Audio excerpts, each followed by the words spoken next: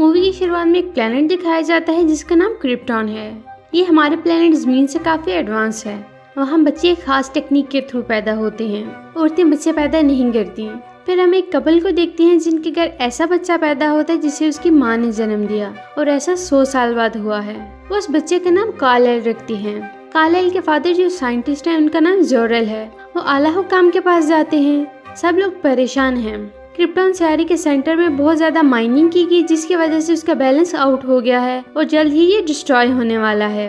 जोरेल आला हुकाम से कहता है कि मुझे कोडेक्स दिया जाए ताकि मैं अपनी नस्ल को बचा सकूं। दरअसल कोडेक्स में डीएनए की कॉपी होती है जिससे किसी भी दूसरे प्लेनेट पर अपनी नस्ल को बचाया जा सकता है। वो लोग इसे कोडेक्स नहीं देते। तभी वहाँ जनरल जॉर्ड आता है। वो गुस्सा होता है कि जल्द ही ये प्लेनेट तबाह होने वाला है और हम कुछ नहीं कर रहे। वो बारी बारी आला हुकाम को मार देता है। जॉर्ड और जोरेल एक दूसरे के दोस्त हैं। जोरेल एक अच्छा इंसान है, वो सबको बचाना चाहता है। दूसरी तरफ जॉर्ड सिर्फ उन लोगों को बचाना चाहता है जो हाइब्रिड हैं। हाइब्रिड वो लोग हैं जो नेचुरली पैदा नहीं होते, जो लेबोरेटरी में एक्सपेरिमेंट के जरिए आर्टिफिशियली पैदा होते हैं। जॉर्ड के लोग जोरेल को पकड़ कर ले जाते हैं और उसे कैद कर देते हैं, लेकिन वो वहाँ से भाग जाता है। फिर वो समंदर के अंदर पानी में छलांग लगाता है और उस जगह पहुँच जाता है जहाँ बच्चे आर्टिफिशियली पैदा होते हैं। इन सब बच्चों का एक ही सोर्स है कोडेक्स। जोरेल कोडेक्स को लेकर अपनी वाइफ और बच्चे के पास आता है। वो अपने बच्चे के जीन्स चेंज करता है और इस कोडेक्स की पावर इस बच्चे के जीन्स में ट्रांसफर कर देता है जिससे वो बच्चा पावरफुल हो जाता है। फिर वो एक फ्लाइंग ऑब्जेक्ट पे अपने बच्चे को डालकर जमीन की तरफ भेज देता है क्योंकि प्लेनेट तबाह होने वाला है। दूसरी तरफ जॉर्ड को जब इस बात की खबर होती है तो वो जोरेल के पास आता है। उससे बहुत गुस्सा आता है। वो उससे पूछता है कि तुमने क्यों कोडेक्स चुराया और फिर वो जोरेल को मार देता है। उसकी वाइफ से पूछता है कि बच्चे को कहाँ भेजा है।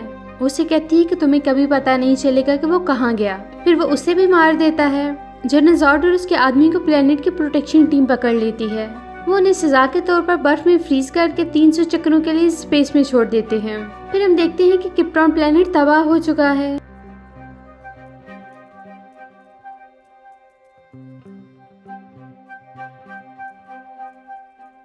इस वाक़ये के कुछ साल बाद का सीन दिखाया जाता है। कार्लाइल, जिसका नाम जमीन पर क्लार्क केंट है, वो एक आम से स्कूल में नॉर्मल बच्चों के साथ पढ़ रहा है। इस बच्चे में बहुत ज्यादा पावर्स हैं। ये छोटी से छोटी आहट को महसूस कर सकता है और आर पार की चीजों को भी देख सकता है। वो इन सब से बहुत इरिटेट होता है। वो स्कूल के स्टोर रूम में खुद को बंद कर देता है। उसकी टीचर आती है और उसे कहती है कि डोर ओपन करो, लेकिन वो नहीं करता। फिर उसकी माँ आती है। उसके कहने पर वो डोर ओपन करता है। उसकी माँ का नाम मार्ला केंट है। वो उसे घर ले आती हैं। क्लार्क के अंदर बहुत ज़्यादा पावर्स हैं और उसके फादर जोनाथन केंट ने उसे मना किया था कि किसी के सामने भी अपनी पावर्स को शो नहीं करना, और वो ऐसा ही करता है। एक दिन क्लार्क स्कूल बस में है, तभी वहाँ एक मोटा सा लड़का उसे तंग करता है, लेकिन क्लार्क उसे कोई जवाब नहीं देता, खामोशी से सुनता है। थोड़ी ही देर में वो बस पानी में गिर जाती है और सब बच्चे डूबने लगते हैं। क्लार्क से ये सब बर्दाश्त नहीं होता। वो सबकी हेल्प करता है, उन्हें बचाता है। आहर पर उस मोटे लड़के को देखता है जो उसे तंग कर रहा था। क्लार्क उसे भी बचा लेता है। जब वो घर आता है तो उस मोटे लड़के के पेरेंट्स उसके घर आते हैं और कहते हैं कि आपके बेटी के अंदर बहुत ज्यादा पावर्स हैं, आपको ये सब छुपाना नहीं चाहिए।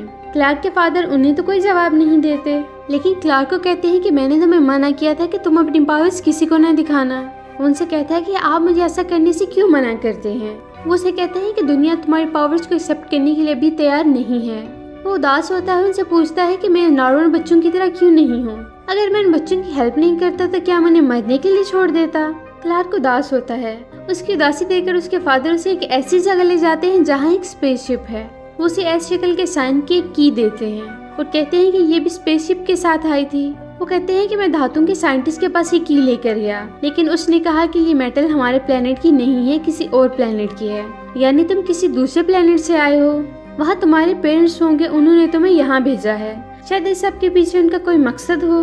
तुम उस मकसद को ढूंढो और पूरा करो। फिर हम देखते हैं कि क्लार्क बड़ा हो चुका है और वो अपनी फैमिली के साथ कहीं जा रहा है। रास्ते में टोर्नाडो आ जाते हैं और सब लोग भागकर पुल के नीचे छिपना शुरू कर देते हैं। क्लार्क की फैमिली भी गाड़ी से बाहर आ जाती है। तब उसके फादर को याद आ जाता है कि डॉग गाड़ी के अंदर है। वो उसे लेने जाते हैं। इसी दौरान उनका पाँव फंस जाता है और फ्रैक्चर हो जाता है। क्लार्क अपने फादर की हेल्प करना चाहता है, लेकिन उसके फादर उसे इशारे से मना कर देते हैं। वो नहीं चाहते कि इस टाइम दुनिया को उसकी पावर्स का पता चले। क्लार्क के फादर की डेथ हो जाती है, इससे वो बहुत दुखी हो जाता है। इसके बाद वो अपनी पहचान बदलकर मुख्तलिफ जगहों पर काम करना शुरू कर देता है, कभी रेस्टोरेंट में, कभी शिप में। वो मुख्तलिफ जगहों पर काम करता है ताकि अपने आप को पहचान सके कि वो कौन है, कहाँ से आया है और इसे यहाँ क्यों भेजा गया। दुनिया में घूमते घूमते वो कैनेडियन आर्कटिक पहुंच जाता है। वहाँ बहुत सर्दी है। लुइस लेन नाम की रिपोर्टर भी वहाँ आती है। दरअसल उन्हें खबर मिली होती है कि बर्फ के नीचे एक स्पेसशिप देखा गया है और इस स्पेसशिप के अंदर जो बर्फ है वो 3000 साल पुरानी है। रात को वो देखती है कि माइनस टेम्परेचर में वहाँ पर काम करने वाला आदमी कहीं जा रहा है और ये क्लार्क है। वो आंखों की लेजर से बर्फ को मेल्ट करके स्पेसशिप में चला जाता है। क्लार्क को स्पेसशिप में एक होल नजर आता है। इसकी शक्ल उसी लॉकेट की तरह है जो उसके गले में है। बचपन में ये लॉकेट उसके फादर ने उसे दिया था। होल में लॉकेट को डालने से स्पेसशिप एक्टिव हो जाता है। ल्यूसी इसके पीछे आती है। रोबोट इसे मारकर जख्मी कर देता है। क्लार्क अपनी आंखों के लेजर लाइट से उसके जख्म को ठीक कर देता है। स्पेसशिप बर्फ से निकलकर ऊपर चला जाता है और लुइस को वहीं छोड़ देता है। लुइस इस न्यूज को अखबार में छापना चाहती है लेकिन उसके एडिटर ऐसा नहीं करता। क्लार्क के सामने उसके फादर की इमेज आती है जो कि आर्टिफिशियल इंटेलिजेंस है। उसे बताते हैं कि मैं तुम्हारा फादर हूँ, हम क्रिप्टॉन प्लेनेट से हैं, तुम्हारा नाम काल-एल है। काफी साल पहले हमने काफी शिप्स को भेजा था नए प्लेनेट की खोज में, ये भी उनमें से एक है। हमारी सिविलाइजेशन एडवांस थी, हमने अपने प्लेनेट के रिसोर्सेज को यूज कर दिया और वो तबाह होने वाला था। उसे वो जगह भी दिखाते हैं जहाँ बच्चे बनाए जाते हैं। उन बच्चों का फ्यूचर खुद से डिसाइड करते हैं कि ये बच्चा बड़ा होकर क्या बनेगा, लीडर या वॉरियर। उसे कहते हैं कि मैंने और तुम्हारी माँ ने मिलकर डिसाइड किया था कि हम तुम्हें कुदरती तरीके से जन्म देंगे और तुम अपनी जिंदगी का फैसला खुद करोगे कि बड़े होकर तुम क्या बनेंगे। हमें पता था कि अब क्रिप्टॉन तबाह होने वाला है। वहाँ कर्नल जॉर्ड भी थे, उन्होंने बगावत भी की लेकिन कोई फायदा ना हुआ। हजारों जानों का नुकसान हुआ और प्लेनेट तबाह हो गया। उनसे पूछता है कि क्या मैं जमीन पर अपनी नस्ल का अकेला आदमी हूँ। वो कहते हैं कि तुम दोनों प्लेनेट के हो, जमीन के भी और क्रिप्टॉन के भी। मैं नहीं चाहता कि जो गलती हमने की ये लोग भी करें। तुम इनके दिलों में उम्मीद जगाओ। वो अपनी चेस्ट पर एस शेप दिखाते हैं जिसका मतलब है होप, उम्मीद। इसके बाद वो उसे सुपरमैन का सूट दिखाते हैं। उनसे पूछता है कि मैं बाकी लोगों से क्यों मुख्तलिफ हूँ। उसे कहते हैं कि जमीन का सूरज हमारे सूरज से नया है, तुम्हारी पार्टी ने रेडिएशन अब्सॉर्ब की जिससे तुम्हारे अंदर पावर्स हैं। क्रिप्टॉन की ग्रेविटी यहाँ से ज्यादा थी। उसे कहते हैं कि तुम अपने पावर्स को यूज करो और वो ऐसा करता है। वो कई बार उड़ने की कोशिश करता है लेकिन गिर जाता है। फाइनली वो उड़ना शुरू कर देता है और क्लार्क अब सुपरमैन है। क्लार्क अब अपने घर में है। उसकी माँ उसे देखकर खुश हो जाती है। उन्हें कहता है कि मुझे अपनी रियलिटी पता चल गई है और मैं खुश हूँ। उसकी माँ दुखी हो जाती है कि क्लार्क छोड़कर चला जाएगा लेकिन वो वादा करता है कि मैं छोड़कर नहीं जाऊंगा। दूसरी तरफ जनरल जॉर्ड अब आज़ाद हो चुका है। वो जमीन के मदार में दाखिल हो चुका है। वो दुनिया के सभी टीवी चैनल और मोबाइल्स पर मैसेज भेजता है कि हमारा एक आदमी आपकी दुनिया में है जिसका नाम काल-एल है और मुझे वो चाहिए। अगर मुझे वो ना मिला तो मैं सारा जमीन को तबाह कर दूंगा। ये बात जब क्लार्क को पता चलती है तो दुनिया को बचाने के लिए एज ए सुपरमैन आर्मी के सामने सरेंडर हो जाता है। जनरल जॉर्ड के 2 सिपाही लुइस लेन और क्लार्क को अपने साथ ले जाते हैं। वो लुइस को एक एडवांस हेलमेट पहना देते हैं क्योंकि वहाँ के एनवायरनमेंट सिर्फ क्रिप्टॉन के लोग सांस ले सकते हैं। क्लार्क लुइस को की देता है जिससे किसी भी शिप को स्टार्ट किया जा सकता है। हम उन लोगों को मदरशिप में ले जाते हैं। क्लार्क वहाँ काफी कमजोर फील करता है क्योंकि वो कभी इस तरह के एनवायरनमेंट में नहीं रहा। वो क्लार्क का ब्लड सैंपल भी लेते हैं। जनरल जॉर्ड उसे कहते हैं कि मैं सारा जमीन को तबाह करूंगा और वहाँ क्रिप्टन प्लेनेट बनाऊंगा। इसके लिए मुझे कोडेक्स की जरूरत है, मुझे वो दो। क्लार्क कहता है कि मुझे इस बारे में नहीं पता। उसे कहता है कि मैं तुम्हारा वही एश्योर करूंगा जो तुम्हारे फादर का किया था। क्लार्क को पता चल जाता है कि उसके फादर को जॉर्ड ने मारा था। वो क्लार्क को बताता है कि जब हमारा प्लेनेट तबाह हुआ हम भी आज़ाद हो गए। हम भूखे प्यासे कई प्लैनेट्स पर जिंदगी की तलाश में फिरते रहे लेकिन जिंदगी नहीं मिली। 33 साल बाद जब तुमने स्पेसशिप को एक्टिवेट किया तो हमें तुम्हारी लोकेशन मिली। दूसरी तरफ लुइस को इन लोगों ने कैद किया है। उसे वही होल नजर आता है जिस तरह की उसके पास की है जो सुपरमैन ने दी। वो की इस होल के अंदर डालती है। तभी जोरल की इमेज आती है। वो उसकी हेल्प करते हैं और एक छोटे शिप से लुइस को जमीन की तरफ भेज देते हैं।